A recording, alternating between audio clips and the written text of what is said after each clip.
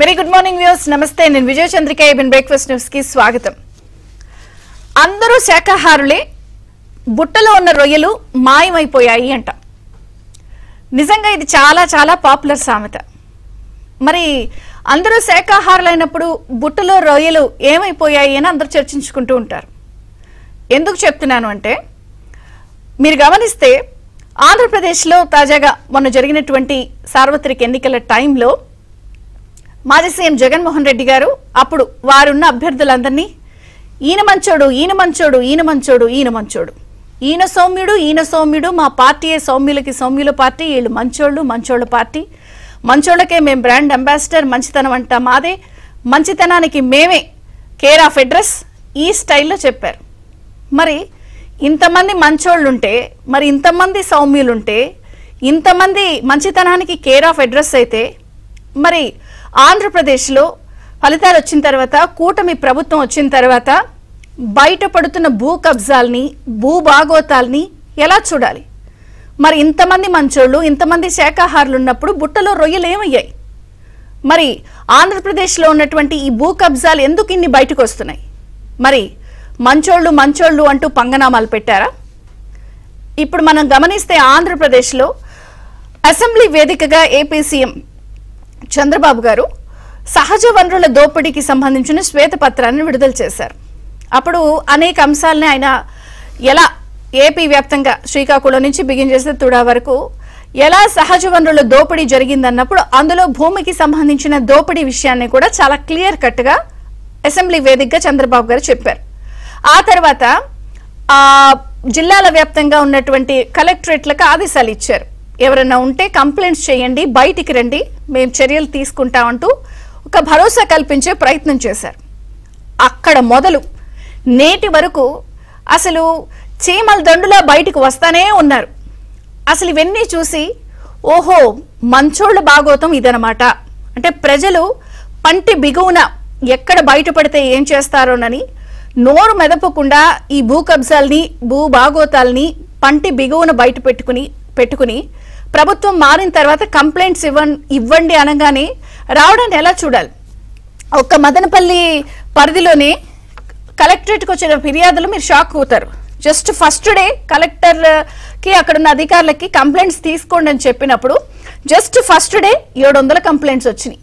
Second day 1500, మూడో రోజు 740 కంప్లైంట్లు. అంటే సుమారుగా ఒక జిల్లాలోనే 3000 కంప్లైంట్లు అంటే ఒక్క జిల్లాకి. సరే, ఆ తర్వాత అక్కడ కలెక్టరేట్లో ఫైల్స్ తగలపడిపోవడం, అది ఉద్దేశపూర్వకంగానే జరిగింది అని చెప్పి తేల్చడం, దానికి సంబంధించి కొంత సీరియస్గా ఈ భాగోతానికి సంబంధించిన లింక్ ఉంది అని చెప్పి ప్రభుత్వం అలాగే చంద్రబాబు గారు సీరియస్ అవడం, అక్కడ పెద్దిరెడ్డి గారికి సంబంధించిన మనుషులందరూ విదేశాలు పారిపోవడం, ఆయన పిఏ తుకారాం అయితే విదేశాలకు చెక్కేశారు. ఈ తతంగం అంతా జరుగుతూ ఉండగానే మళ్ళీ అటు శ్రీకాకుళం, గోదావరి జిల్లాలు, కృష్ణా, గుంటూరు, ప్రకాశం, నెల్లూరు, రాయలసీమ ఎక్కడ చూసినా కూడా చీమల దండులాగా ప్రజలు బయటకు వచ్చి అసలు మా భూమి పోయింది, మా భూమిని కబ్జా చేశారు, వైసీపీకి సంబంధించిన ఈ ఎమ్మెల్యే ఇలా చేశాడు, ఈ నాయకుడు ఇలా చేశాడు, లేదా వాళ్ళ స్థానిక నాయకత్వం ఇలా చేసిందని చీమల దండు మాదిరి బయటకు వచ్చి ఒకటే కంప్లైంట్లు. ఇవన్నీ చూసి అసలు కూటమి ప్రభుత్వం ఒక రకంగా షాక్ అయింది. అంటే కంప్లైంట్స్ ఉంటాయి అనుకున్నారు, కానీ అసలు శ్రీకాకుళం నుంచి బిగిన్ చేస్తే తుడ వరకు ఇన్ని కంప్లైంట్లా అని ఒక రకమైనటువంటి షాక్కి గురయ్యారు. దీంతో పాటు దాన్ని ఏదో అంటారు కదా, చారణ కోడికి బారణ మసాలా అన్నట్టు నిన్న ముఖ్యమంత్రి గారు చంద్రబాబు గారు రెవెన్యూకి సంబంధించిన అంశాలన్నిటిపై సమీక్ష చేశారు. ఈ సమీక్షలో సంచలన విషయాలు బయటకు వచ్చాయి. అదేమిటి, మనకి గత ప్రభుత్వంలో అప్పుడు ముఖ్యమంత్రిగా ఉన్నటువంటి జగన్మోహన్ రెడ్డి గారు జస్ట్ పబ్లిసిటీ పిచ్చి కోసం, బొమ్మల పిచ్చి కోసం 700 కోట్ల రూపాయలని ఖర్చు చేశారంటే, అసలు ఒక పక్కనేమో భూ కబ్జాలు, ఇంకొక పక్కనేమో ఫోటోల పిచ్చితో 700 కోట్ల రూపాయలు జస్ట్ పబ్లిసిటీకి, ఫోటోలు ప్రింటింగ్ కోసం చేసుకున్నారు. అది కూడా ఈ గ్రానైట్ రాళ్లు పాతారు సరిహద్దులన్నిటి దగ్గర, వాటి మీద కూడా ఫోటోల పబ్లిసిటీ ఖర్చు వేశారు. అసలు ఇవన్నీ చూసి ఆ గ్రానైట్ రాయల్ని ఏం చేయాలన్నది ఒకటి అంశం, వాటిపై ఉన్న బొమ్మలు వేస్తే అవి మళ్ళీ చెరపడానికి ఇంకొక 15 కోట్లు ఖర్చు తేలింది, అవి ఎలా అనేది ఒక అంశం. దీంతో పాటు నిన్న జరిగినటువంటి రెవెన్యూ సమీక్షలో ముఖ్యమంత్రి చంద్రబాబు గారు కొంత ఈ అన్నిటి అంశాలపై నిగ్గు తేల్చేందుకు ప్రభుత్వం రంగం సిద్ధం చేసింది. సమీక్ష చేస్తే అసలు ప్రస్తుతం ఈ భూ ఆక్రమణలు భూ కబ్జాలు అనేది ఒక పెద్ద అంశంగా తేలింది. ఇది మొత్తం ఏపీ వ్యాప్తంగా ఉన్న అన్ని జిల్లాలు. ఉన్నతాధికారులు కూడా క్షేత్రస్థాయిలో పర్యటించాలని ఆదేశించారు. గతంలో ఉన్నటువంటి రెవెన్యూ సిబ్బంది అప్పుడున్నటువంటి ఎమ్మెల్యేలకి సహకరించారన్న విషయాన్ని కూడా ఈ సమీక్షలో గుర్తించారు. అలాగే వ్యవస్థలపై నమ్మకం కలిగించే విధంగా కొంత చర్యలు ఉండాలి. అప్పుడే ఇంకా మరింత మంది బాధితులు బయటకు వచ్చి కంప్లైంట్స్ చేసే అవకాశం ఉంటుంది కాబట్టి చర్యలు వేగవంతం చేయాలి. అలాగే ల్యాండ్ గ్రాబింగ్ యాక్ట్ కి సంబంధించిన అంశం విషయంలో కూడా సవివరంగా కొంత రీసెర్చ్ చేసి పటిష్టమైన నిర్ణయాలు చర్యలు తీసుకునేందుకు కూడా ప్రస్తుతం ప్రభుత్వం ఆలోచిస్తోంది. మరి ఈ నేపథ్యంలో ఎందుకు ఈ స్థాయిలో అరాచకాలు భూ కబ్జాలు బయటకు వస్తున్నాయి, ఎలా చూడాలి? మరి సామాన్యుడికి ఇప్పుడున్నటువంటి ప్రభుత్వం ఎట్లా రికవర్ చేసి వాళ్ళకి భరోసా కల్పిస్తుంది, ఎలా బాధ్యతాయుతంగా వ్యవహరిస్తుంది? సేమ్ టైం నిజంగానే అసలు ప్రజలు ఈ మంచోళ్ళందరినీ తొక్కిపట్టి నార తీయడానికి నిజంగానే ఎలక్షన్స్ కోసం వెయిట్ చేశారా? అంటే ఇన్ని భూ కబ్జాలు ఇన్ని భూభావగతాలు చూస్తుంటే నిజంగా పంటి బిగువున వీళ్ళందరూ ఓర్చుకున్నారా అన్న విషయం అర్థమవుతోంది. మొత్తానికి ఊరికో వైసీపీ భూబకాసురుడి క్రితంగా అసలు గత ప్రభుత్వానికి సంబంధించి వైసీపీ భూబకాసులు ఏ స్థాయిలో భూ కబ్జాలు భూ అక్రమాలు చేశారన్న విషయం వెలుగు చూస్తున్న అంశాలు చూస్తుంటే ప్రజలు బాధితులు కబ్జాకు గురైన వారు చీమల దండులా బయటకు వచ్చి ప్రభుత్వాన్ని న్యాయ పోరాటం చేస్తూ తమకు న్యాయం చేయమని కోరుతున్న నేపథ్యంలో మరి ప్రభుత్వం ఎటువంటి చర్యలు తీసుకోబోతోంది, వాళ్ళకి ఎటువంటి భరోసా కల్పిస్తుంది, వీటన్నిటికీ ఎలా ఫుల్ స్టాప్ పెడుతుంది చర్చిద్దాం. మనతో పాటు జాయిన్ అయ్యారు టీడీపీ నుంచి ఎమ్మెల్యే తెనాలి శ్రవణ్ కుమార్ గారు, సిపిఎం నుంచి బాబురావు గారు, జనసేన నుంచి కూసింపూడి శ్రీనివాస్ గారు. అందరికీ స్వాగతం అండి. తెనాలి శ్రవణ్ గారు, మీతో ప్రారంభిస్తాను. ఫస్ట్ క్వశ్చన్, మీ భూమి బాగుందా? ఏమన్నా కబ్జాకు గురైందా? లేదా మీ వాళ్ళు మీ రిలేటివ్స్ కానీ లేదా మీకు తెలిసిన సర్కిల్ కానీ భూములు బాగున్నాయా, కబ్జా అయ్యాయా?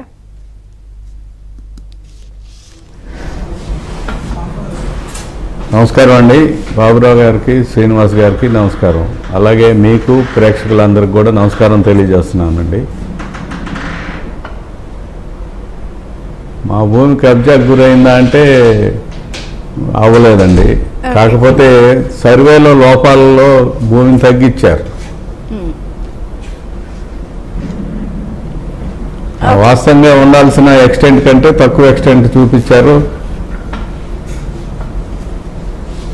దాన్ని మనం సరిచేయించుకోవడానికి ఇంకా వదిలేయాల్సిన పరిస్థితి గత ప్రభుత్వ హయాంలో.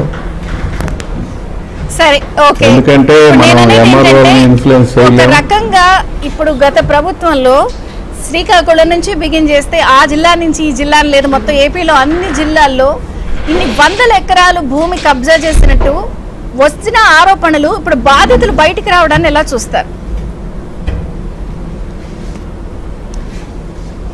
మొన్నటి వరకు ఇవన్నీ ఆరోపణల కింద వాళ్ళు కొట్టేశారండి వైసీపీ వాళ్ళు. ఇప్పుడు ఈ వాస్తవాలు అనేది ప్రజలకు అర్థమవుతా ఉంది. ఎందుకంటే ఎక్కడ అవకాశం ఉంది అనేది వాళ్ళు చాలా జాగ్రత్తగా గమనించారు.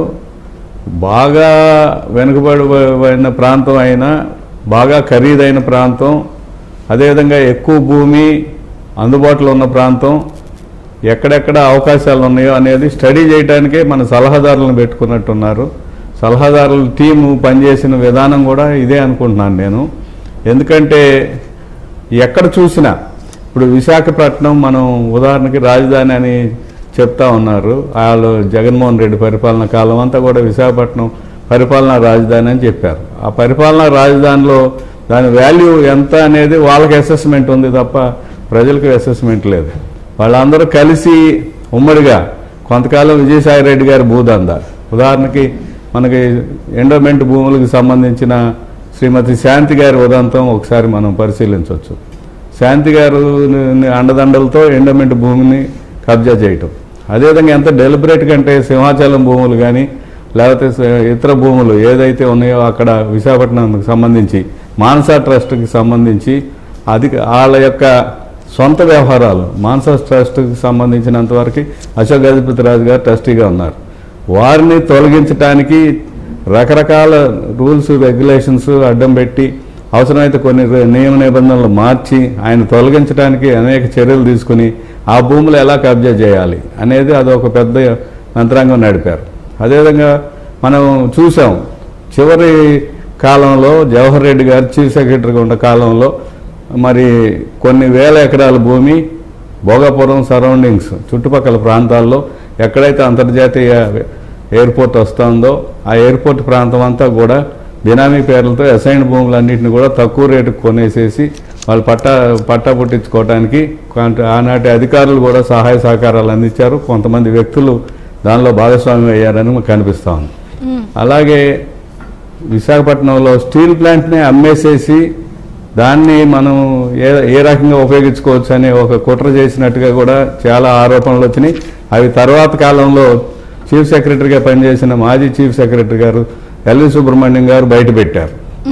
ఇట్లా వరుసనే ఒకదానితో ఒకటి చూసుకుంటూ ఉంటే పరవాడ ప్రాంతంలో కానీ విశాఖపట్నం సరౌండింగ్ కానీ గాజువాక కానీ లేకపోతే భోగాపురం ఎయిర్పోర్ట్ దగ్గర కానీ ఇప్పుడు కొత్తగా మన భావనపాడు పోర్టు పరిసర ప్రాంతాల్లో కానీ అంటే ఉత్తరాంధ్ర అంతా కూడా కబ్జా కోరల్లో నలిగిపోయిన పరిస్థితి మనం స్పష్టంగా కనిపిస్తూ ఉంది. ఇంకా మరి ఈ ప్రాంతాలకు వచ్చినట్లయితే రాయలసీమకు వచ్చినట్లయితే పెద్దిరెడ్డి భూభాగాతాల మీద ప్రజలు వెల్లులా వచ్చి కంప్లైంట్స్ ఇస్తూ ఉన్నారు. మా భూమి గాజేశారు, లేదా తక్కువకి అమ్మమన్నారు, లేకపోతే మమ్మల్ని వెళ్ళిపోమన్నారు, మెడ మీద కత్తి పెట్టి మమ్మల్ని మా భూమి రాసియమన్నారు అని. లేదు అంటే ఒక యంత్రాంగం నడిపారు. ఆ యంత్రాంగం ఏంటంటే 22A కానీ 22లో పెట్టేసేసి మీ భూమిలో చుక్కల భూమి ఇది రిజిస్ట్రేషన్ రిజిస్ట్రేషన్ చేయకుండా ఉండటం మేము తప్పించాలంటే ఇంత, లేదంటే మీరు అమ్ముకొని మీకు ఇంత రేట్ ఇస్తాం అనేది ఒక పెద్ద యంత్రాంగంగా నడిపించారు. అది రాష్ట్ర వ్యాప్తంగా ఉంది. అంటే ఒక్క పెద్దిరెడ్డి ప్రాంతమే కాదు, రాయలసీమ ప్రాంతమే కాదు, రాష్ట్ర వ్యాప్తంగా వాళ్ళకి కావాల్సిన భూమి ఏదైతే ఉందో ఆ భూమిని చుక్కల భూమిగా చూపించి అంటే నిషేధిత భూముల కింద అది ఏదో గవర్నమెంట్ పోరంబోకని కానీ లేకపోతే చెరువు గుంట పోరంబోకలు కానీ ఏదో ఒక పోరంబోక కింద దాన్ని సృష్టించి అది రిజిస్టర్ కాదని చెప్పి రిజిస్టర్ కాని వాతావరణాన్ని సృష్టించడం. రెవెన్యూ డిపార్ట్మెంట్ సమీక్షలో కూడా ఇవన్నీ వచ్చినాయి. ఒకటి కబ్జాలు, రెండు రీసర్వేల పేరుతో ఆ గ్రానైట్ రాళ్లు లేదా ఫోటోలు ఆ పబ్లిసిటీ పిచ్చికి ఒక 700 కోట్లు. ఇప్పుడు బయటికి వచ్చి కంప్లైంట్స్ చేస్తున్న వాళ్ళందరికీ న్యాయం జరగడం మూడో పాయింట్. అసలు ఏం చేద్దామని మీరు ఇప్పుడు ఇక్కడ ఒక మేజర్ పాయింట్ ఏంటంటే మీ ప్రభుత్వానికి అనుభవం అనే ఒక ముద్ర ఉంది. ఆ అనుభవాన్ని ఇప్పుడు దీన్ని ఎట్లా సాల్వ్ చేస్తారు?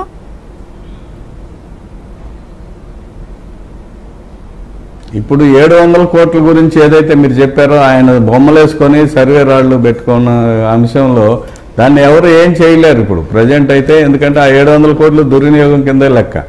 ఎవరు కూడా పట్టదారు పాస్ ప్రజలందరూ కూడా వ్యతిరేకించిన ముఖ్యమైన అంశం ఏంటంటే నా పట్టదారు పాస్ పుస్తకం మీద జగన్మోహన్ రెడ్డి గారి బొమ్మ ఏంటి అంటే దాని అర్థం ఏదో ఒక రోజు ఇది కబ్జాకు గురి అవుతుంది.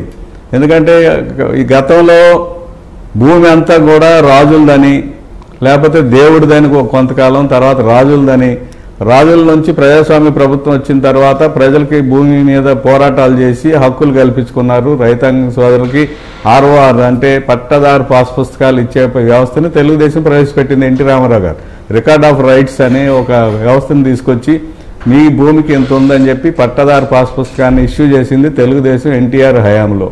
తర్వాత కాలంలో ఏం చేశారంటే జగన్మోహన్ రెడ్డి గారు వచ్చేదాకా ఈ వ్యవస్థ ఏదో రకంగా చాలా చిన్న తప్పులున్నా కూడా ఏదో రకంగా కొనసాగింది. జగన్మోహన్ రెడ్డి గారు వచ్చినాక ఇది ప్రభుత్వానికి చెందింది లేకపోతే ఇది ప్రభువుది, జగన్మోహన్ రెడ్డి అనే ఒక నయా ప్రభువు ఈ రాష్ట్రాన్ని పరిపాలించాడు, ఆయనకి చెందుద్దని భూమి మీద ఆయన బొమ్మ వేసుకొని రాజముద్ర వేస్తారు లేకపోతే ప్రభుత్వ అధికార చిహ్నం వేస్తారు తప్ప ఎవరు కూడా ఇంతవరకు అటువంటి ఆలోచన చేయలే.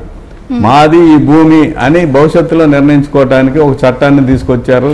పట్టదారు పాస్ పుస్తకం మీద మన బొమ్మ ఇచ్చారు. అంతేకాకుండా రిజిస్ట్రేషన్ చట్టంలో ఒక వెసులుబాటు తెచ్చుకున్నారు. ఏంటంటే ఒరిజినల్ అంతా ప్రభుత్వం దగ్గర భద్రంగా ఉంటుందంట, మన దగ్గర మాత్రం ఎంత పెట్టి కొనుక్కున్నా కూడా జెరాక్స్ పేపర్సే మన దగ్గర ఉంటాయి. ఇంత మేరకు ఒక అంశం అయితే అది ఒక పెద్ద కుట్రలాగా వరుస పెట్టుకొని ముందు పట్టదారు పాస్ పుస్తకాల దగ్గర నుంచి లేకపోతే రిజిస్ట్రేషన్ దగ్గర నుంచి తర్వాత టైటిల్ రిజిస్ట్రేషన్ ఆఫీసర్ అని చెప్పి ఒక ఆఫీసర్ గారిని పెట్టడం, ఆ టైటిల్ రిజిస్ట్రేషన్ ఆఫీసర్ గారిని మనం అమ్మాలన్నా కొనాలన్నా ఆయన దగ్గర నమోదు చేసుకోవాలి. అదొక అంశం. అంటే అమ్మటానికి కొనటానికి భాగస్వామ్యం పంపిణీ చేసుకోవటానికి టైటిల్ రిజిస్ట్రేషన్ ఆఫీసర్ గారితో సంబంధం ఉంటుంది. పోనీ ఆ టైటిల్ రిజిస్ట్రేషన్ ఆఫీసర్ గారు ఎవరు అంటే ఎటువంటి పరిస్థితుల్లో వాళ్ళకి నచ్చిన ఆఫీసరే ఉంటారు. అవును, అంటే తర్వాత 2 నెలల దాకా మనం కానీ మన భూమి కబ్జాకు గురై విసిగి వేసారిపోయి మీకు ఇచ్చారు. ఇప్పుడు ప్రభుత్వాన్ని అంత చక్కదిద్దండి, మమ్మల్ని ఆదుకోండి. వందల్లో వేలల్లో బయటికి వస్తున్న వాళ్ళని ఇప్పుడు ఏం చేద్దామని, అంటే ఏదైనా ఒక ప్లాన్ ఉందా, లేదా రికవరీ చేసి ఇస్తారా, లేదా ఈ కంప్లైంట్స్కి ఏదైనా సెల్ పెట్టి విచారణలు చేస్తారా, ఎట్లా వెళ్దామని? ఒక్కొక్క జిల్లాకే 3,000 4,000 వస్తున్నాయి కంప్లైంట్స్. ఖచ్చితంగానండి. లేకపోతే సరి అయిపోతే ప్రజలు భయాందోళనకు గురవుతారు. కష్టపడి సంపాదించుకున్న భూమి అన్యాక్రాంతం అవుతున్నప్పుడు ప్రజలకి ఆదుకోవాల్సిన బాధ్యత ప్రభుత్వానికి. ఏ యంత్రాంగం అయితే జగన్మోహన్ రెడ్డి గారి అనుచర గణంతో అంటగాగిందో అదే యంత్రాంగాన్ని ముందు సంస్కరించాలి, వాళ్ళలో మార్పు తీసుకురావాలి. తర్వాత అవసరం అనుకుంటే మన ఒక సింపుల్గా ఒక ఆలోచన వచ్చింది. అదేంటంటే సిట్టింగ్ జడ్జితో విచారణ జరిపించాలని, లేదా ఒక న్యాయమూర్తితో విచారణ జరిపించి ఎక్కడికక్కడ ఒక సిస్టమ్ని ప్రవేశపెడితే తప్ప ఇది సరయ్యే వాతావరణం కనిపించట్లా. లేదంటే బ్యాంకింగ్ సిస్టమ్ లో ఉన్నట్టుగా అంబుడ్స్మెన్ సిస్టమ్ ఏదైనా ఉంది, అటువంటి వ్యవస్థను ఏదైనా రూపొందించాల్సిన ప్రస్తుత పరిస్థితి కనిపిస్తా ఉంది. తప్పకుండా ప్రభుత్వం బాధ్యత తీసుకోవాలన్నమాట, తప్పకుండా తీసుకుంటుంది. సిపిఎం నుంచి బాబురావు గారు నమస్తే అండి, బ్రేక్ఫాస్ట్ న్యూస్ కి స్వాగతం. ఏదో విష్ణుమూర్తి మీద ఉన్న కోపంతో ఆ హిరణ్యచక్షుడో ఏదో రాక్షసుడు ఉంటాడు, వాడు భూమిని మొత్తం చుట్టేసేసి పాతాళానికి ఇసిరేస్తాడంట. అలాగే ఏదో భూమిని మొత్తం చాపలా చుట్టేసేసి వైసీపీ వాళ్ళు ఈ స్థాయిలో కబ్జా చేశారంటే అసలు ఏమనాలి? ఈ భాగోతాలు బయటకు వస్తున్నాయి, ప్రజలు బాబోయ్ కాపాడండి అని వస్తున్నారు. ఎందుకు అంటే కమ్యూనిస్టులకు ఒక ట్రాక్ రికార్డ్ ఉంది, వాళ్ళు ఈ భూ పోరాటాలు చాలా బాగా చేసిన వాళ్ళు. దీన్ని ఎలా చూస్తారు ఇవన్నీ? అందరికీ నమస్కారం అండి. ఇది ఈ జిల్లా ఆ జిల్లా, ఈ మండలం ఆ మండలం లేదు, రాష్ట్రమే భూ కబ్జాకు గురైంది. అది ఇక్కడ అక్కడ తేడాలు ఉండొచ్చు. ఇది ప్రభుత్వ అండతోనే, ఉన్నతాధికారుల యొక్క మద్దతుతోనే ఈ భూభాగోతం జరిగింది. కాబట్టి వాళ్ళు ఉన్నటువంటి ప్రభుత్వానికి చాలా పెద్ద బాధ్యత ఉంది. తక్షణం వాళ్ళు చేయాల్సిన పనులు ఏంటంటే, ఒక 6 నెలల కాల పరిమితి లోపు సిట్టింగ్ జడ్జి చేత న్యాయ విచారణ జరిపించి నివేదిక వచ్చేట్టుగా తయారు చేసి దానికి చట్టబద్ధమైన చర్యలు తీసుకోవాలి. ఇందులో కబ్జాల్లో 2-3 రకాలు ఉన్నాయండి. ప్రైవేటు భూమి కబ్జా చేయటం, ప్రభుత్వ భూములు కబ్జా చేయటం, దళితుల ఎస్ఐండ్ భూములు కబ్జా చేయటం, అదే కాకుండా దేవాదాయ వక్ఫ్ భూములను కబ్జా చేయటం, ఇలా అనేక రకాలైనటువంటి కబ్జాల్లో ఒక రకంగా వైసీపీ ప్రభుత్వం ఆ నాయకులు రీసెర్చ్ చేశారు, ఏ రకంగా చేయొచ్చు. ఇందాక శ్రవణ్ కుమార్ గారు చెప్పారు, చుక్కల భూముల నుంచి తీర్చడానికి, చుక్కల భూముల్లో పెట్టి లిటిగేషన్ పెట్టడానికి అన్ని వాళ్ళే చేస్తారు. దీనికి తోడు ఇవాళ దాకా బయటికి రానటువంటి, ఇంకా కొద్దిగా ముందుకు రావాల్సింది చట్టబద్ధమైన ఆక్రమణలు. చట్టబద్ధమైన ఆక్రమణలు అంటే కార్పొరేట్ కంపెనీలకి భూపందారం చేశారు. ఎన్నిక అయిన తర్వాత కూడా ఆంధ్రజ్యోతిలో అదానీ కహానీ అని ఒక వార్త వచ్చింది. అలాగే అనేక కంపెనీలకి కారు చౌకగా ప్రభుత్వ భూముల్ని, ప్రైవేట్ భూముల్ని అప్పచెప్పేశారు. కాబట్టి ఇవాళ గవర్నమెంట్ అటువంటి తప్పుడు ఒప్పందాలని రద్దు చేసి, అది కార్పొరేట్లు ఎవరైనా కావచ్చు, వీళ్ళ వాళ్ళనే లేదు, చిన్నవాళ్ళు అవ్వచ్చు, పెద్దవాళ్ళు అవ్వచ్చు, ఆ భూములను కూడా ఇవాళ బయటికి తేవాల్సిన అవసరం ఉంది. ఒక్క హైడల్ పవర్ ప్లాంట్ లో, పంప్డ్ స్టోరేజ్ పవర్ ప్లాంట్ లో 5 లక్షల భూమి ఎకరానికి 25,000 ఎకరాలు ఇండోసోల్ అనే ఒక కంపెనీకి, షిరిడీ షాయి అనేటువంటి ఒక వైసీపీ బినామీ కంపెనీ కట్టబెట్టారు. ఇవాళ దాన్ని ఒక 5,000 ఎకరాలు ఇంకో విదేశీ కంపెనీకి వాళ్ళు అమ్మేస్తున్నారు. ఈ లోపు తతంగం పూర్తి కాకుండా ఆపాలనంటే ఇమీడియట్ గా స్పందించాల్సిన అవసరం ఉంది. వాటిని ఆపాలి, ప్రభుత్వం వాటిని చట్టబద్ధంగా చర్యలు తీసుకోవాల్సిన బాధ్యత ఉంది. కారణం ఏంటంటే ఇవాళ చిన్న చిన్న ఉద్యోగుల మీద కాదండి, ఈరోజు 3 రకాలు ఉన్నాయి. 1 లెజిస్లేటివ్, 2 ఎగ్జిక్యూటివ్, 3 జ్యుడిషియరీ. లెజిస్లేచర్ లో ఉన్నటువంటి ప్రభుత్వమే, పెద్దలే ఈ కబ్జాలకు పాల్పడ్డారు. ఎగ్జిక్యూటివ్ లో ఉన్న పెద్దలు వాళ్ళు కూడా వాటాలు పంచుకున్నారు. నాకు చెప్పారు కదా జవహర్ రెడ్డి గారి పేరని, ఇంకా చాలా పేర్లు. నిజాలు ఎలా ఉన్నా వాళ్లే ఇందులో పాత్రధారులయ్యారు. ఈ ప్రభుత్వం వచ్చిన తర్వాత కూడా ఫైళ్లు తగలబెట్టడంలో కూడా నాయకులతో పాటు అధికారుల పాత్ర ఉందని ఈ రోజు వస్తున్న వార్తలు నిజమైతే ఆ దందా ఇంకా ఆగలేదు. నిజమే. ఎందుకంటే ఇప్పుడు నేను ఏదైతే పెద్దిరెడ్డి గారికి సంబంధించిన వ్యక్తులు ఉన్నారో వాళ్ళు అమెరికా వెళ్లిపోయారు. అవునండి, అందుకనే ఇవాళ వాటిని అరికట్టాల్సిన బాధ్యత ఈ ప్రభుత్వం మీద ఉంది. గతంలో జరిగిన పుంకాలుగా ఇంకా వస్తాయి. కాబట్టి ఇవాళ అధికార యంత్రాంగం, ఎందుకంటే గతంలో వీళ్ళందరూ వాటాదారులుగా ఉన్నాడు చాలా మంది ఉన్నారు, కాబట్టి అదే యంత్రాంగం ఉన్నటువంటిది ఉంది. దాన్ని సరైన రీతిలో చేయాలి. ప్రభుత్వ పరిధిలో ఉండి నిర్ణయాలు తీసుకోవాల్సినటువంటి వాటిని వీళ్ళు నిర్ణయాలు తీసుకోవాలి. 270 ఎకరాల విలువైనటువంటి భూమిని విశాఖపట్నంలో డేటా సెంటర్ పేరుతో అదానీకి కారుచౌక కట్టబెట్టారు. అది అఫీషియల్. దాన్ని నిలిపి రద్దు చేయించాలి. ఇందాక నేను చెప్పిన అనేక ఉన్నాయి, ఇది ఒకటే కాదు ఇటువంటివి. ఇక మిగతావి 596 అని ఒక జీవో విడుదల చేసి దళితుల భూముల్ని, గిరిజన భూములు, బలహీన వర్గాల భూముల్ని 20 సంవత్సరాలు కనుక అలాట్మెంట్ అయిన తర్వాత ఉంటే టైటిల్ మార్చేసుకోవచ్చు అని ఒక జీవో చేశారు. దాంట్లో అనేక మంది పేదల దళితుల భూములు లాక్కున్నారు. ఇప్పుడు ఆ జీవోని రద్దు చేయాల్సిన బాధ్యత తెలుగుదేశం ప్రభుత్వం మీద ఉంది. నిజంగా పేదవాడు కనుక అది న్యాయం చేయాలంటే దాన్ని వేరే మార్గం ఆలోచించవచ్చు. కానీ పేదల దళితుల భూముల్ని పెద్దలు కబ్జా చేస్తున్నారు. ఇప్పుడు గవర్నమెంట్ చేతిలో ఉన్నటువంటి విషయం. అలాగే ఈ రోజున ఆలోచించాల్సింది ఇదే కాదు, మీరు ప్రభుత్వం చర్యలు తీసుకోండి, ప్రజలకు అవకాశం ఇవ్వండి. నిన్న పార్వతీపురం మన్యం జిల్లాలో గరుగుపల్లి మండలంలో శివాం అనే గ్రామంలో దళితుల భూములు కబ్జా చేసిన వాళ్ళ మీద యాక్షన్ తీసుకోండి, మా భూములు మాకు అప్పచెప్పండి అని 15 రోజులుగా నిరాహార దీక్షలు చేస్తున్నారు. నిన్న కలెక్టరేట్ దగ్గర ధర్నా జరిగింది. పోలీసులు యాక్షన్ తీసుకోపోగా ధర్నా చేయడానికి వీల్లేదని మళ్ళీ నోటీసులు ఇచ్చారు దళితులకి, నాయకులకి. ఈ గవర్నమెంట్ వచ్చిన తర్వాత కింద ప్రభుత్వ యంత్రాంగం ఎలా ఉందో చూడండి. మొన్న కడపలో సిపిఎం కార్యకర్తల నాయకులు 1000 ఎకరాల భూముల్ని కబ్జా చేసిన లిస్టు గత ప్రభుత్వానికి ఇచ్చారు. మళ్ళీ వాడిచ్చి వీటిల్ని కబ్జా నుంచి చేసి పేదలకు ఇప్పించండి అని వారు డిమాండ్ చేశారు. లిస్టులన్నీ ఇచ్చారు. కాబట్టి నిజంగా ప్రభుత్వ యంత్రాంగం పేదలకి, ప్రజలకి అండగా ఉంటే వాళ్ళ భూములు వాళ్ళే స్వాధీనం చేసుకుంటారు చట్టబద్ధంగా. దానికి అవకాశం ఇవ్వండి. కానీ గతంలో లాగా ఇవాళ కూడా కింద ఉన్నటువంటి అధికారులు, పైన అధికారులు భూములు కబ్జా నుంచి విముక్తి కావాలని అడిగే వాళ్ళ మీద, కొట్లాడే వాళ్ళ మీద వాళ్ళ నోరు నొక్కితే అప్పటికి ఇప్పటికి తేడా లేకుండా పోతుంది. అది పై స్థాయి నుంచి తప్పనిసరిగా చేయాలి. ఇంకొక విషయం ఏంటి, ఆ నాయకులందరూ వాళ్ళ పార్టీలు ఎన్నికల ముందు మారారు. కొంతమంది ఇప్పుడు అధికార పార్టీలోకి వచ్చేస్తారు. మళ్ళీ అధికార పార్టీ అండ కోరుతా ఉంటారు.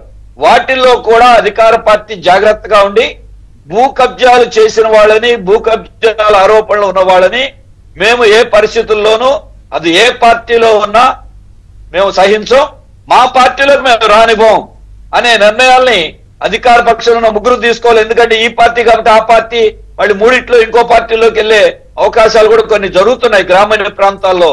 అది కూడా ఈ రోజున శ్రవణ్ కుమార్ గారు ఉన్నారు కాబట్టి ప్రభుత్వం స్థితిలో రాజకీయమైనటువంటి అటువంటి నిర్ణయాలు కూడా తీసుకోవాల్సిన అవసరం ఉంది. తర్వాత నేను చెప్పింది ల్యాండ్ టైటిలింగ్ యాక్ట్, జగన్ గారి బొమ్మలు, ఆ బొమ్మల పిచ్చి. నిజం, అది చాలా ఘోరం. ఎవరి ఆస్తి అండి ఇది? 700 కోట్ల రూపాయలు ప్రజల ఆస్తిని మీ బొమ్మల కోసం తగలబెట్టడానికి ఎవరిచ్చారు ఈ అధికారం? ఇక్కడ ల్యాండ్ టైటిలింగ్ యాక్టే చాలా ప్రమాదం. ఇందులో ఇంకో జాగ్రత్త వహించాల్సింది ఏంటంటే, ల్యాండ్ టైటిలింగ్ యాక్ట్ ని జగన్మోహన్ రెడ్డి గారు తనకు అనుకూలంగా మార్చుకున్నాడు. కానీ కేంద్ర ప్రభుత్వం ఇప్పటికీ నీతి ఆయోగ్ ల్యాండ్ టైటిలింగ్ యాక్ట్ పేరుతో రాష్ట్రాలు అమలు చేయమని అడుగుతా ఉంది. దాంట్లోనే ఇందాక శ్రవణ్ కుమార్ గారు చెప్పినట్టు ఒక ట్రిబ్యునల్ ఏర్పాటు చేయటం, 3 ఏళ్లు మేము నోటిఫై చేస్తాం, నోటిఫై చేసిన తర్వాత మళ్ళీ మీరు అభ్యంతరాలు తెలియజేయకపోతే తర్వాత కోర్టుకు కూడా వెళ్ళటానికి వీల్లేదని కేంద్ర ప్రభుత్వం నీతి ఆయోగ్ మోడల్ టైటిలింగ్ యాక్ట్ లో ఉంది. దాన్ని కూడా మీరు ఇవాళ ప్రభుత్వంలో ఉన్నారు కాబట్టి, గతంలో అంటే మీకు సంబంధం లేదు, కేంద్రంలో కూడా మీరు ఉన్నారు కాబట్టి అటువంటి చట్టాలను కూడా అడ్డుకోవాల్సిన అవసరం ఉంది. బొమ్మల పిచ్చి విషయంలో మీరు చెప్పింది వాళ్ళ ప్రభుత్వం చాలా మంచి నిర్ణయం తీసుకుంది. సర్వేపల్లి రాధాకృష్ణ గారి పేర్లు, ఇంకా ఇతర పెద్దల పేర్లు పెట్టాలి. అది చాలా మంచిదండి, చాలా మంచి నిర్ణయం. కానీ ఇందులోనే జాగ్రత్త పడాల్సిందేంటి, గతంలో జరిగిందేంటి, జగన్ బొమ్మలు పెడతా ఉంటే జగన్మోహన్ రెడ్డి గారిది బీజేపీ వాళ్ళు కేంద్ర మంత్రులు ఏమడిగారు, జగన్మోహన్ రెడ్డి బొమ్మలు తీసే మళ్ళా మా మోడీ గారి బొమ్మలు పక్కన వేయండి అన్నారు. అంటే మోడీ గారి బొమ్మలు ఇద్దరు బొమ్మలు ఉంటే బాగానేనా? ఇవాళ చూసాం మనం, ఇక్కడ పాస్ పుస్తకాల మీద వేశారు, అలాగే కరోనా వ్యాక్సినేషన్ సర్టిఫికెట్ల మీద కూడా ప్రధానమంత్రి గారు బొమ్మలు వేశారు, రేషన్ డిపోల దగ్గర ప్రధానమంత్రి గారు బొమ్మలు అంటున్నారు. మామూలు అప్పుడేమంటారు, మేమంతా సేవకులు అని మంత్రులు ప్రధానమంత్రులు. బొమ్మలది ఆడదా ఇళ్ళదా ఇంకొకసారి వద్దాం చర్చకి. అంటే నేను అనేది ఇక్కడ ఇంకొక పాయింట్, 22A ల్యాండ్ సెటిల్మెంట్ చేసి ఇండివిజువల్ కి ఎవరికో ఇచ్చుంటారు, అవి కూడా మళ్ళీ రివ్యూ చేయాలంటారా, రివైవ్ చేసి అవన్నీ కూడా కరెక్ట్ గా వెళ్ళాయని చేయాలంటారా? ఎస్ఐండ్ భూములన్నిటినీ నిషేధిత భూములు ఎత్తేసిన వాటి మీద పునఃవిచారణ జరిపించాలి. ఎస్ఐండ్ భూముల్ని ఏ దళితుల దగ్గర అయితే లాక్కున్నారో లేకపోతే కాడు సొక్కుగా అమ్మేశారో మళ్ళీ అదే దళితులకి ఆ భూముల్ని అప్పచెప్పాలి. ఆ దళితులు లేరు. పాయింట్ అండి, మీరు కమ్యూనిస్టులని ఎప్పుడు కూడా భూ పోరాటాలకు చాలా ఫేమస్ కదా. మీరు గత 5 ఏళ్లలో ఇంత బీభత్సం, ఇంత ఒక్కొక్క జిల్లా నుంచి ఇంతమంది బయటకు వస్తున్నారు, మీరు ఎందుకు ఎప్పుడు పోరాటం చేయలేదు, లేదా పోరాటం ఎందుకు కనిపించాలా, ఇలా ఇంత జరిగిందన్న విషయం ఇప్పుడు ప్రభుత్వం వచ్చి బయటికి తీస్తుంటే మీరు ఎందుకు గుర్తించలేకపోయారు? మామూలుగా అయితే జరిగితే అక్కడ జెండాలు బాస్తారు కదా, గుర్తించలేదా మీరు ఇలా జరిగిందని? ఎన్నో గుర్తించామండి, గుర్తించి పోరాటాలు చేశాం, ఎన్నో కేసులు నడుస్తున్నాయి. ఇప్పటికి సుమారుగా సిపిఎం కార్యకర్తలు అవ్వచ్చు, కూలీ సంఘం కార్యకర్తల మీద దాదాపుగా 600 కేసులు భూ పోరాటాల్లోనూ మిగతా వాటిలో పెట్టిన కేసులు ఉన్నాయి. ఏది జగన్ గారి ప్రభుత్వం ఓన్లీ అప్పుడున్నప్పుడు జగన్ గారి ప్రభుత్వంలోనే, శ్రవణ్ కుమార్ గారికి కూడా తెలుసు. అలాగే అనేక చోట్ల ఈ అన్ని అంశాలు, ఇప్పుడు నేను చెప్తున్నటువంటి కడపలో దాదాపు 10 సార్లు లిస్టు కూడా ఇచ్చాం. తెలంగాణ నాయకులతో సహా, ఆంధ్రప్రదేశ్ నాయకులతో సహా, అధికారులతో సహా ఎవరెవరు ఆక్రమించారో ఇచ్చాం. అలాగే నేను చెప్తున్న పార్వతీపురం సమస్య ఈ గవర్నమెంట్ లో కాదు, గత గవర్నమెంట్ లో చేశాం. విశాఖపట్నంలో ల్యాండ్ పూలింగ్ పేరుతో 6,616 ఎకరాల భూమి వెళ్తే దాని మీద మేము కోర్టుకు వెళ్ళాం. కోర్టుకు వెళ్తే జగన్మోహన్ రెడ్డి గారు పేదవాళ్ళకి ఇల్లు ఇస్తానంటే కమ్యూనిస్టులు కూడా అడ్డం పడుతున్నారు. నేను అసెంబ్లీ వేదికగా మాట్లాడాను. ఫోకస్ కాలేదు తప్ప చేయడం చాలా చేశామండి. శ్రవణ్ గారు, ఈ ఒక్క పాయింట్ తర్వాత నేను జనసేనకి ఇస్తాను ఛాన్స్. ఇప్పుడు సరిహద్దు రాళ్లకి సంబంధించి అవి చేసి పబ్లిసిటీ బొమ్మలు వేసినందుకు ఇంత ఖర్చు కదా, దీన్ని చెరపడం ఎందుకు? శుభ్రంగా ఆ రాయిని తిరిపి పాతేసేస్తే అయిపోద్ది కదా, దాన్ని మీరు వేరే చక్కగా వాడుకోవచ్చు కదా. బొమ్మ చెరపక్కర్లేదు, రాయిని తిప్పి పాతేయచ్చు, బొమ్మ యూజ్ అది భూమిలోకి వెళ్ళిపోతుంది. దానికి చెరపడానికి మళ్ళీ డబ్బులు అవన్నీ ఎందుకు? అదే ఆలోచన చేయాల్సిన అంశం. ఎందుకంటే తిరిగేసి పాతేసిన జగన్మోహన్ రెడ్డి బొమ్మ భూమిలో ఉంటుంది. అవును ఉంటుంది, బయటకు వస్తుంది. మీరు శుభ్రంగా చెరపక్కర్లేదు, రాయిని తిప్పి పాతేసేసేయచ్చు, సింపుల్. అసలు అందులో వాస్తవం ఏంటో ఒకసారి చూడాలి. అసలు ఎన్ని రాళ్లు ఆర్డర్ ఇచ్చారు, అది పెద్ద కుంభకోణం. ఎందుకంటే మా నియోజకవర్గంలో ఒక అతను ఈ కాంట్రాక్ట్ తీసుకున్నాడు, అతను మొన్న వచ్చి పెద్దిరెడ్డి గారి మీద కేసు పెట్టాలి అని చెప్పి మొన్న నా దగ్గరకు వచ్చాడు. అతను అంటాడు, ఈ సర్వే రాళ్ళు కాకుండా గ్రానైట్ రాయల మీద బొమ్మలు వేసి మమ్మల్ని సప్లై చేయమన్నారు. ఆ సప్లై చేయమన్న దానిలో మాకు కొంత మాత్రం ఇచ్చారు. మాకు ఇచ్చిన ఆర్డర్ ప్రకారం మేము రెడీ చేసుకున్నాం. ఆ రెడీ చేసుకున్న మిగిలిన ఏం చేయాలి, మాకు రావాల్సిన డబ్బు మాకు ఇవ్వమని చెప్పి కాంట్రాక్టర్లు కొంతమంది మా చుట్టూ తిరుగుతున్నారు. దాని మీద కేసు బుక్ చేయమని చెప్పి అడిగాడు. నేను పోలీసులకు రిఫర్ చేశాను. అంటే అసలు ఎన్ని రాళ్ళకి ఆర్డర్ ఇచ్చారు, ఎన్ని బొమ్మలు వేశారు, వాటిని ఎన్నిటిని పాతారు, మిగిలిన ఎన్నిటిని వినియోగించాలా లేదా, ఖర్చు చెరపడం కన్నా తిప్పి పాతేస్తే కథం కదా అనేది ఒక జస్ట్ చిన్న ఆలోచన పాయింట్ అంతే. మనం దాని మీద మన మంచి ఆలోచన మీద కానీ దాన్ని సద్వినియోగం చేయొచ్చు డబ్బులు అనే ఉద్దేశం కానీ, ఆ బొమ్మ పెట్టి వాడిని పాతేయటం అనేది ఎంతవరకు సాగు అనేది మనం అది నిర్ణయించాల్సింది. కోసంపూడి శ్రీనివాస్ గారు, ఇప్పుడు మనం భూ కబ్జాల మీద మాట్లాడుతున్నాం. అసలు ఒక మదనపల్లి తీసుకుంటే, మదనపల్లి పరిధిలో పెద్దిరెడ్డి గారి భార్య, కొడుకులు, చుట్టాలు, కజిన్స్ అందరివి కలిపితే 1000 ఎకరాల పైనట. ఒక్క మంత్రి గారి భార్యదే 400 ఎకరాలట. అంటే బయటకు వచ్చిన అంశాలు ఇవన్నీ. ఇది ఓన్లీ అక్కడ. ఈ ఏపీలో వస్తున్నవన్నీ చూస్తుంటే ఏంటి అసలు ఇదంతా మీకేమనిపిస్తుంది? మీ కామెంట్ ఏంటి? జనసేన ఈ అంశాన్ని ఎలా చూస్తాం? విజయేంద్ర గారు, మీకు ప్యానెల్లో ఉన్న పెద్దలు నమస్కారం అండి. వాస్తవంగా గత 5 సంవత్సరాల్లో చిత్తూరు జిల్లాను మొత్తం కబ్జా చేశాడు పెద్దిరెడ్డి, దాంట్లో డౌట్ ఏం లేదు. అంటే ఒక్కొక్కటి ఈ రోజున మొన్న పెద్దిరెడ్డి గారి ఆక్రమణల మీద బాధితులు బయటకు వచ్చినప్పుడు చూసారు లేదో, ఒక తీర్థయాత్రల కింద ఉంది. అన్ని వందల మంది వచ్చారు వరుస రోజులు, ఒకటో రోజు, రెండో రోజు, మూడో రోజు, కొన్ని వందలాది మంది వచ్చారు. గతంలో వారు చేసేటువంటి వాళ్ళ ఆక్రమణలు కావచ్చు, లేకపోతే వాళ్ళ దౌర్జన్యాలకు భయపడి ప్రజలు ఎవరో బయటకు రాలేదు. ఎప్పుడైతే ఒక్కసారిగా ఈ ప్రభుత్వం వచ్చిన తర్వాత ఎవరున్నారు బాధితులు బయటకు రండి అని చెప్పేసి అధికారులు ప్రభుత్వం వచ్చేటప్పటికి మొత్తం అందరూ కొన్ని వేల మంది వచ్చారు. నేను అంటుంది ఒక పెద్దిరెడ్డి గారు అనే కాదండి, రాష్ట్రం మొత్తం ఏదైతే జగన్మోహన్ రెడ్డి గారు అనుచరులు ఉన్నారో ఆ పెద్దరెడ్డిలు అందరూ కూడా, పెద్దిరెడ్డి గారే మనం మాట్లాడుకుంటాం కానీ పెద్దరెడ్డిలు అందరూ కూడా ఈ రోజున విదేశీ బాటలు పడుతున్నారు. వాళ్ళ మనుషులందరూ కూడా ఇప్పుడు వెళ్ళిపోవడానికి ఎందుకంటే సహజంగా ఈ రోజు మనం మాట్లాడుకుంటున్నాం కానీ విజయచంద్ర గారు, జగన్మోహన్ రెడ్డి గారు అధికారంలో లేనప్పుడే, వారి తండ్రి అధికారంలో ఉన్నప్పుడే మనకి వారిపై కుంభకోణం మనకు తెలుసు. అంటే ఆయనకి 2 ఇష్టం అండి. రాజకీయాల్లో కొనసాగాలంటే ఆయనకి శవం కావాలి, ఆదాయం పెంచుకోవాలంటే భూమి కావాలి. శవం అన్నా భూమి అన్నా ఆయనకి చాలా ఇష్టం. ఈ భూమి విషయంలో రాష్ట్రం ఎక్కడైనా మీకు అన్నిటికంటే ముఖ్యమైనది పేదలకు భూములు పేదలకు ఇళ్ల పథకం అది పెద్ద స్కామ్ మన రాష్ట్రంలోనే. ఎందుకంటే ఎక్కడైతే గ్రామాల్లో కూడా ఎక్కడైతే ప్రభుత్వ భూములు ఉన్నాయో ఆ భూముల్ని అధికార పార్టీ వారే ముందే కొని తర్వాత ప్రభుత్వానికి అమ్మేటువంటి విధానం చూసాం. అదే సందర్భంలో వాళ్ళు ఇచ్చే భూములు, ఆవు భూములు, లేకపోతే శ్మశానాల్లోని, లేకపోతే కొండల్లోని, కోనల్లోని వాళ్ళు ఇష్టొచ్చినట్టు ఇచ్చి నిజంగా కొన్ని లక్షల కోట్ల రూపాయలు దాంట్లోనే భూ కుంభకోణం ఉంది. ఇదేనే కాకుండా రాష్ట్రం మొత్తం ఇదే కార్యక్రమం కింద భూదోపిడీ అనేది రాబందులు రెక్కలు చెప్పినట్టు చూసారా మీరు? చీమల దండలో ఇప్పుడు వస్తున్నారు కానీ బాధితులు రాబందుల్లో వాలిపోయారు. చీమలు వాళ్ళు రాబందుల్లో వాలిపోయారు రాష్ట్రం మొత్తం. అదే ఈ రోజున వారి పేపర్ చూడండి. మొన్న ఈ ప్రభుత్వం వచ్చిన తర్వాత ఎవరంటే బాండ్లు టీడీఆర్ బాండ్ స్కామ్ ఉంది కదా, అదేదో వైజాగ్, తణుకు, లేకపోతే తిరుపతిలో కొన్ని పేర్లు చెప్పి అక్కడ టీడీఆర్ బాండ్ స్కామ్ జరిగింది, మేము బయట పెడతామని పేరు పెట్టిన వెంటనే వాళ్ళ పేపర్లో వచ్చిందంటే ఏదో రకంగా కార్మూర్ నాగేశ్వరరావుని బుక్ చేయడానికి టార్గెట్ చేశారట. అంటే వాళ్ళు పక్కన చెప్పారు, మీరు అనుకుంటే టీడీఆర్ బాండ్లో ప్రధాన పేరు కార్మూర్ నాగేశ్వరరావు అని.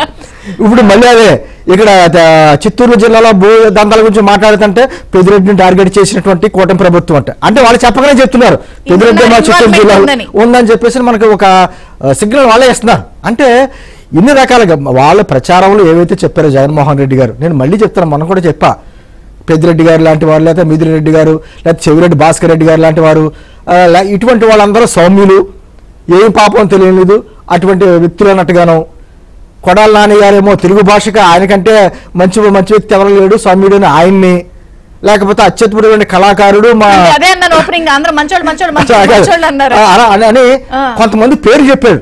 వాళ్ళందరూ వాళ్ళ కళాకారులు వాళ్ళటువంటి ప్రతిభ పాఠవాలన్నీ బయటకు వస్తున్నాయి. నేను ఏమన్నానంటే ఈ రోజున ఖచ్చితంగా బాధితులు ఏం కోరుకుంటారంటే ఇన్స్టెంట్ జస్టిస్ కోరుకుంటారు. ఈ రోజున మాకు న్యాయం జరిగిపోవాలని కోరుకుంటారు. కానీ ప్రభుత్వం వచ్చిన తర్వాత ఒక చట్టపరంగా కొన్ని కార్యక్రమాలు చేసుకుంటూ వెళ్ళాలి. అంతే తప్ప ఒక ఆరోపణ వచ్చిన వెంటనే మనం చర్యలు తీసుకునే వాళ్ళు జైల్లో పెట్టేసేటువంటి కార్యక్రమాలు జరగవు.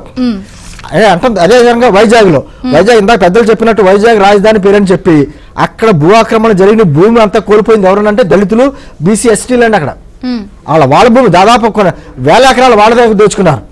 అంటే భూమి కనపడితే వాళ్ళపైనటువంటి కార్యక్రమాలు జరిగాయి. ఇప్పుడు నేను అనేది ఏంటంటే తిరిగి ఇప్పించగలరా, బహిరంగంగా ముందుకు వస్తున్నారు, 2 ఉంటాయండి.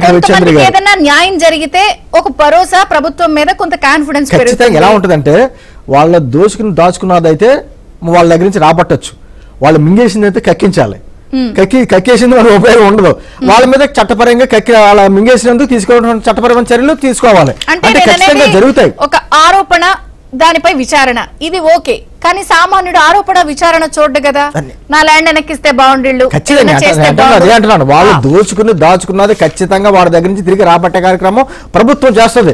దానికి ఒక టైం లిమిట్ ఉంటుంది, ఒక విధమైనటువంటి రాజ్యాంగబద్ధంగా ఒక చట్టబద్ధంగా కార్యక్రమం చేసుకుంటే వెళ్తుంది తప్ప వెంటనే ఇమీడియట్ గా ఇన్స్టెంట్ గా జరిగిపోతుంది. ఇందాక చెప్పింది అదే, ఇన్స్టెంట్ జస్టిస్ ఖచ్చితంగా ప్రజలు కోరుకుంటారు. కానీ దానికి ఒక టైం లిమిట్ లో జరుగుద్ది. ఈ లోపల తొందరపాటు చర్యలు చేస్తే ఏమంటారంటే ఈ ప్రభుత్వం కక్ష ధోరణి చర్యలు చేపట్టింది అనేటువంటి కార్యక్రమాలు చేసుకుంటే వెళ్తారు. సొల్యూషన్ దొరుకుతుంది. దొరుకుతుంది? ఖచ్చితంగా ఒక విధమైనటువంటి విచారణ, ఇందాక ఏ రకంగా శ్రవణ్ గారు అంటున్నారు. విచారణ పెట్టాలి, తర్వాత ఏమో మాజీ జడ్జిలను పెట్టడమా ఏదో చేసి విచారణ చేసి ఖచ్చితంగా అక్కడ ఉన్న దాంట్లో ఉన్న ఆరోపణలు కాదు, ఇది వాస్తవాలనేటువంటి ప్రజలకు చెప్పుకుంటూనే వెళ్ళి దాని మీద రికవరీ చేసుకుంటూ వెళ్ళాలి. అంటే ఇదేనే కాకుండా ఈ గత ప్రభుత్వంలో వాళ్ళు వచ్చిన వెంటనే 700 కోట్ల రూపాయల సంచులకి చూసారు, రేషన్ సంచులకి పెట్టి మొదలు పెట్టారు. వీళ్ళ రంగులని, ఫోటోలని, 700 కోట్లు అంటే రాళ్ళకే 700 కోట్లు. మీరు ఏదో సలహా చెప్పారు తిప్పి పెట్టమని, తిప్పి పెట్టాలి సైడ్ ఉంది కాబట్టి వాళ్ళు తిప్పి పెట్టినా తిరగేసిన జగన్మోహన్ రెడ్డి కనబడతాడు, జగన్మోహన్ కనబడకుండా మాండం, దానికి వేరే కార్యక్రమం చేయాలి. వెంటనే ఈ విధంగా డబ్బులు విపరీతమైనటువంటి ప్రజాధనాన్ని దోచుకుని 1-2 కాదండి, మరి తవ్వి కొద్దీ వస్తుంది. ఈ రోజున మాకు ఛాలెంజ్, మనకేమో ఎన్డీఏ ప్రభుత్వానికి ఛాలెంజ్ పెట్టాడు, వాళ్ళకేమో డిఎన్ఏ టెస్టులు. మాకు ఎన్డీఏ ప్రభుత్వానికి ఒక టెస్ట్ ఉంది, డిఎన్ఏ ప్రభుత్వానికి ఒక టెస్ట్ ఉంది. అందుకే ఖచ్చితంగా వాళ్ళ కార్యక్రమాలు వాళ్ళు బిజీగా ఉన్నారు. వాళ్ళు చేసిన తప్పిదాలన్నింటినీ కప్పిపుచ్చుకోవడానికి ఏ విధంగా మాట్లాడితే మా మీద కక్షదారుణ చర్యలు తీసుకుంటారని చెప్పేసి వాళ్ళు ఢిల్లీలోనే ధర్నాలు చేయడం, లేకపోతే రాష్ట్రపతి గారిని కలవడం. ఎందుకంటే అబద్ధాలు చెప్పడంలోనే మామూలుగానే అధికారంలో ఉన్నప్పుడు కళ్ళార్పకుండా చెప్పాడు. అటువంటి జగన్మోహన్ రెడ్డికి ఈ రోజు ఆయనకి లేని సిగ్గు సరమే లేని. ఇక్కడ ఇంకొక అంశం మీరు గమనించారా కోసంపూడి గారు? ఒకటి, ప్రజల దగ్గర నుంచి దోచుకున్నవి లేదా ప్రభుత్వంలో ఉన్న అంశాలను బేస్ చేసుకుని ప్యాలెస్లు కట్టినవి, అవి ఇప్పుడు కబ్జాయేగా. ఖచ్చితంగా ఇప్పుడు ఆ ప్యాలెస్ ని కూడా కొంత మళ్ళీ రికవర్ తీసుకుని ఏమైనా ప్రభుత్వ విజయచంద్ర గారు భవనాల కింద వాడతారా? తాడేపల్లి ప్యాలెస్ లో ఆయన కట్టిన బిల్డింగ్ ఆయన పేరు మీద లేదు, అంటే మిగిలిన అన్ని జిల్లాలు లేదని చెప్తున్నా, ఆయన సొంత బిల్డింగ్. అదే విధంగా రాష్ట్రంలో ఉన్నటువంటి వాళ్ళ ప్యాలెస్ అయితే పార్టీ పేరు మీద కట్టుకున్నాయో అవన్నీ అక్రమాలు. అది మొదలు పెట్టిన వెంటనే కొన్ని కూలగొడత మొదలు పెట్టారు, వెంటనే ఏమన్నారు, వచ్చేదారు మళ్ళీ కూల్చివేతలు మొదలు పెట్టారు, మా మీద కక్షదారుణ చర్యలు అని చెప్పేసి మాట్లాడుతున్నారు. అంటే ఒక విధంగా ఈ ప్రభుత్వం మీద ఉన్నటువంటి ఛాలెంజ్ ఏంటంటే వాళ్ళు చేసినటువంటి తప్పిదాలన్నింటినీ కూడా ప్రజలకి ఒక శ్వేతపత్రాల రూపాయనో లేకపోతే వేరే రూపాయలు చెప్పడంతో పాటు వాటిలన్నింటినీ రికవర్ చేయడం అనేది ఒక పెద్ద ఛాలెంజింగ్ టాస్క్. ఖచ్చితంగా ఈ ప్రభుత్వం చూస్తాం మాత్రం ఊరుకోదు. వాళ్ళు ఎన్ని మాటలు మాట్లాడినా ఖచ్చితంగా న్యాయబద్ధంగా అదేవిధంగా ఒక చట్టబద్ధంగా. కుమార్ గారు, ఇందాక మనకి బాబురావు గారు కొన్ని సొల్యూషన్స్ చెప్తూ ఇప్పటికే కొన్ని జిల్లాల్లో బాధితులు బయటకు వస్తే అధికారులు కొంత వీళ్ళని ఇబ్బంది పెడుతున్నారన్న పాయింట్ ఒకటి రైజ్ చేశారు. అంటే నేననేది ఇన్ని వందల మంది బాధితులు వస్తున్నప్పుడు ఈ బాధితులకి కొంత న్యాయం చేస్తే లేదా భరోసా కల్పిస్తే ఒకటి మీ మీద కాన్ఫిడెన్స్ పెరుగుతుంది, 2 మీరు కూడా ఇందాక ఓపెనింగ్ రిమార్క్స్ లో కొంత ప్రక్షాళన అవసరం అని అంటున్నారు.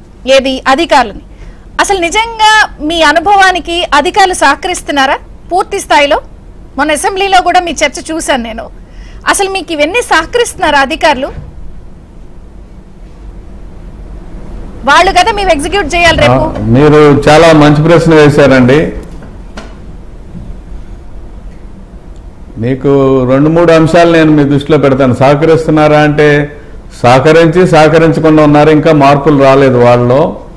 ముఖ్యంగా సోషల్ వెల్ఫేర్ మంత్రి గారు గతంలో మేము అడిగిన ప్రశ్నలో గత ప్రభుత్వ హయాంలో ఈ ఎస్సీ ఎస్టీ సప్లాన్ నిధులు పక్కదారి మళ్ళీ అంటే లేదండి అని సమాధానం ఇచ్చారు. అదేవిధంగా గనుల శాఖ మంత్రి గారి విషయంలో కూడా అదే సేమ్ సమాధానం వచ్చింది. ఇట్లా అధికార యంత్రాంగం ఏంటంటే మేము చేసిన తప్పులు మేమే బయట పెట్టుకోవాల్సిన పరిస్థితి, అసెంబ్లీలో ప్రశ్నల ద్వారా కానీ ఏదన్నా చర్చల ద్వారా కానీ అని చెప్పి వాళ్ళ భయాందోళనలో ఉన్నమాట వాస్తవమే.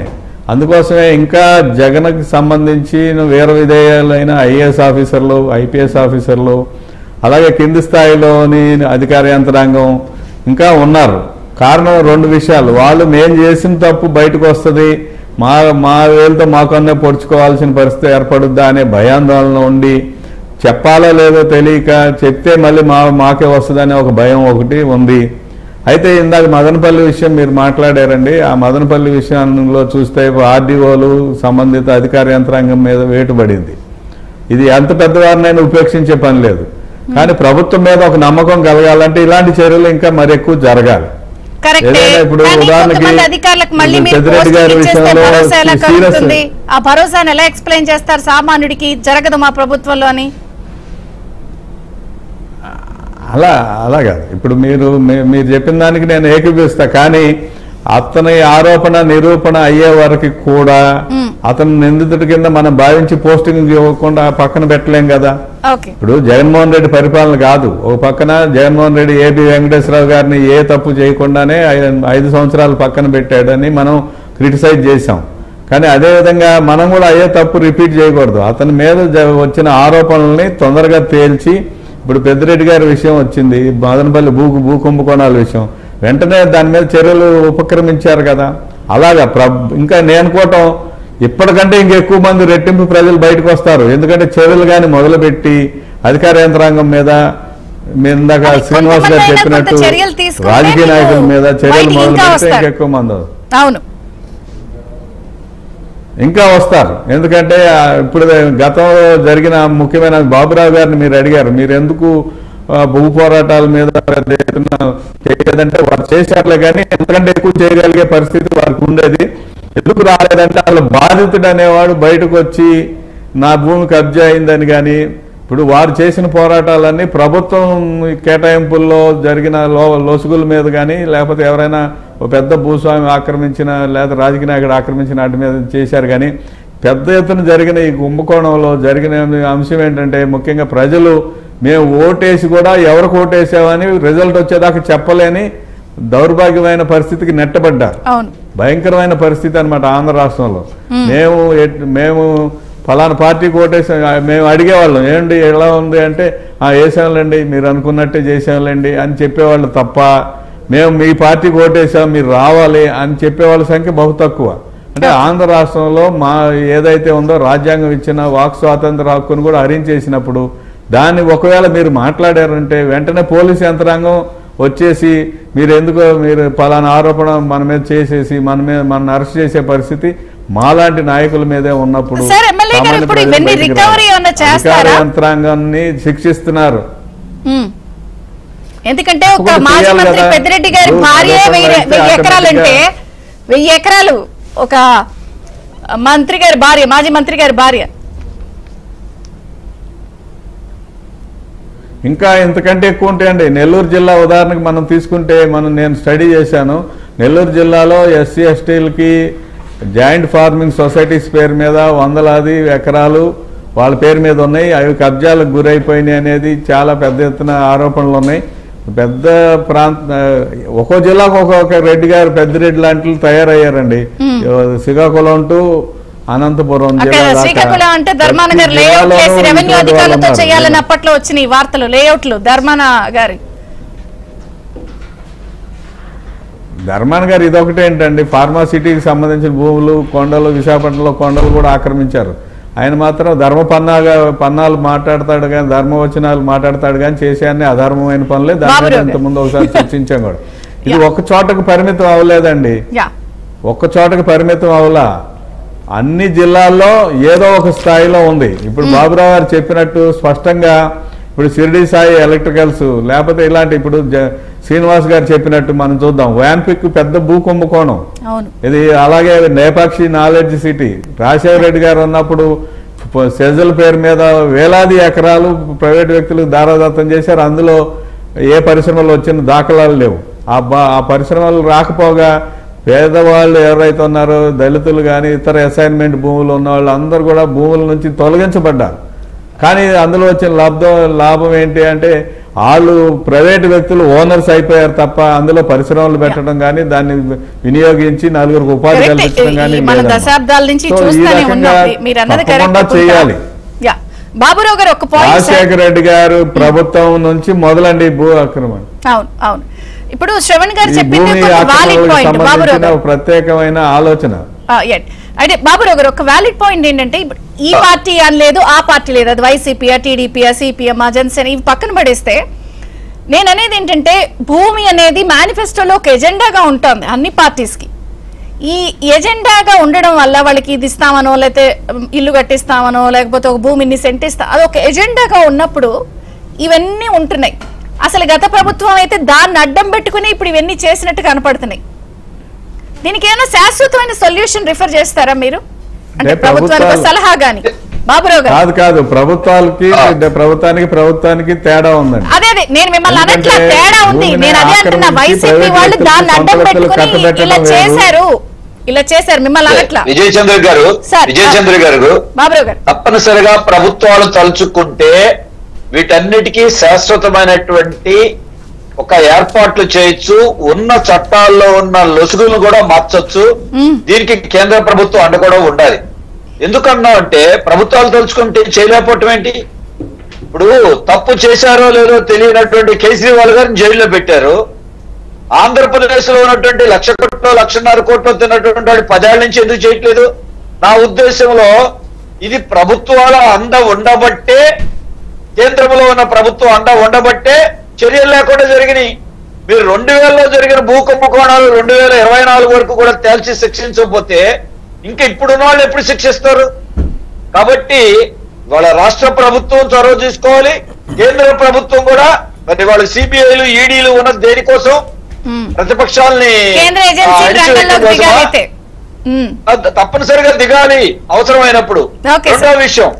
రెండోది ఇంకోటి, ప్రజలు ఇది మా భూమి, ఇది లిటిగేషన్ లో లేదు, మా భూమి స్వాధీనం చేసుకుంటామంటే ప్రభుత్వం అండగా నిలబడి సగం సమస్యల పరిష్కారం అవుతాయి.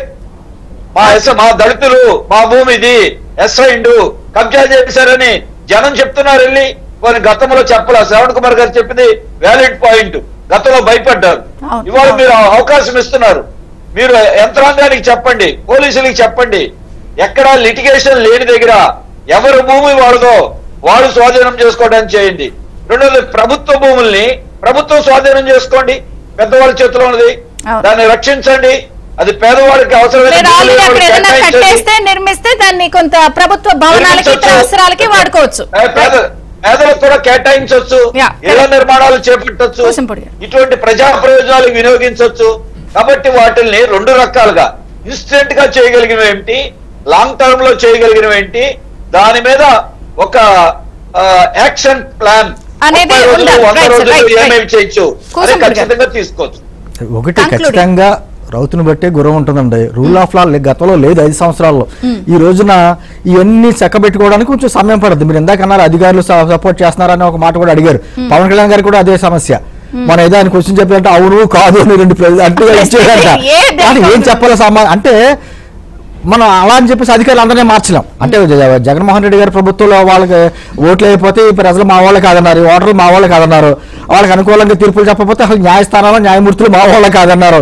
అంటే ఆ విధంగా మనం చెప్పలేక ఉన్న వాళ్ళని సరి చేసుకుంటే కొన్ని లాంగ్ టర్మ్ గా ఉంటాయి. ఖచ్చితంగా ఒక విధమైన రూల్ ఆఫ్ లా పెట్టుకుంటానే ప్రజల వాళ్ళ బాధితులు, ప్రజలంటే బాధితులు ఎవరైతే ఉన్నారో వాళ్ళకి సంబంధించినటువంటి విషయాలని న్యాయ పరిష్కారం చేస్తానే ఉంటేనే ఒక విధమైన పాలన చక్కదిద్దే బాధ్యత మా మీద ఉంది, ఖచ్చితంగా ఉంటుందండి. అంటే కొంచెం లేట్ అవ్వచ్చు, ఎందుకంటే వ్యవస్థలు చిన్నభిన్నం చేసేసాడు జగన్మోహన్ రెడ్డి. దాన్ని అంతా కవర్ చేసుకుంటూ వెళ్ళడానికి కొంచెం టైం పడుతుంది. కానీ ప్రజలు కూడా ఆలోచిస్తారు, ఎందుకంటే వాళ్ళు న్యాయం కోరుతున్నారు. గతంలో బాధపడ్డాం కాబట్టి ఇంకా మేము బాధపడాలా ఈ ప్రభుత్వం కాబట్టి ఖచ్చితంగా పవన్ కళ్యాణ్ గారి స్టైల్ లేట్ అవ్వచ్చు న్యాయం.